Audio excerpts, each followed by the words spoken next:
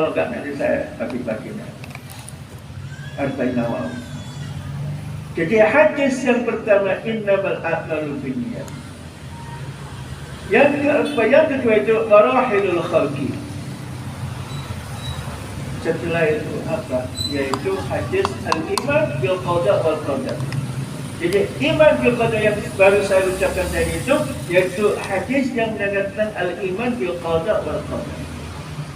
Ditekankan di situ wa idza sa'alta fas'alillah wa idza ista'anta fasta'in billah iyyaka na'budu wa iyyaka nasta'in. Nah, di dalam ayat surat Al-Fatihah iyyaka na'budu wa iyyaka nasta'in ini ditekankan lagi di dalam sebuah hadis yaitu wa idza sa'alta fas'alil wa idza ista'anta fasta'in billah. Sampai pun idza istama'at qaumun ala an yanfa'uk la yanfa'uk illa bi syai'in qad kataballahu lak. Jadi kalau ada umat, ada kelompok golongan yang ingin memberikan Anda iming-iming untuk ABC-kan, yaitu iming-iming untuk kerja untuk Anda supaya menjadikan kaya, yaitu yang akan memberikan manfaat kepada Anda, tidak akan terjadi. Dan kecuali sudah ditulis Allah. Kalau tak ada seorang kaum atau golongan yang ingin mencederai Anda atau membahayakan Anda, tidak akan terjadi.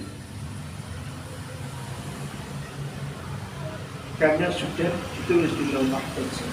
Maka di situ iman kita yaitu harus yakin sepenuhnya kepada Allah dan betul-betul tadarruan kepada Allah. Jangan sampai kita berserah atau memohon bantuan kepada makhluk yang diciptakan oleh Allah. Supaya apa? Supaya kita yakin betul sepenuhnya kepada Allah.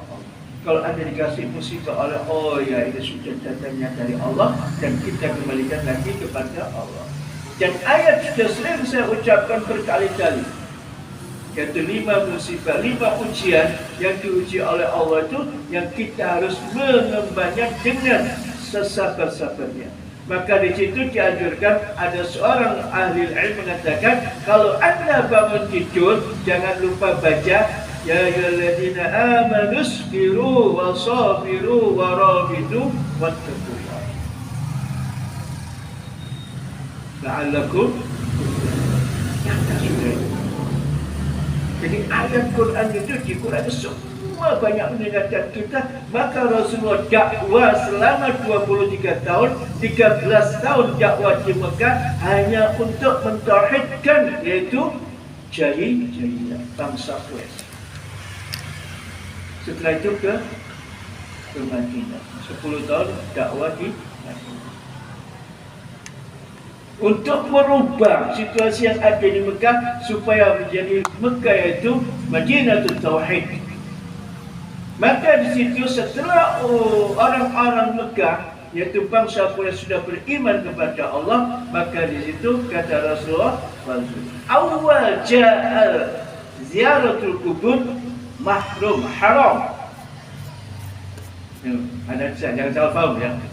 Ziaratul kubur asli daripada hukumnya haram, dilarang sama Rasulullah. Nah itu ziaratul kubur. Maka dalam hadis itu ada tahrim, ada sunnah. Setelah tahrim tibanya sunnah. Ziarah, nah itu ziaratul kubur. Nah itu ziaratul kubur.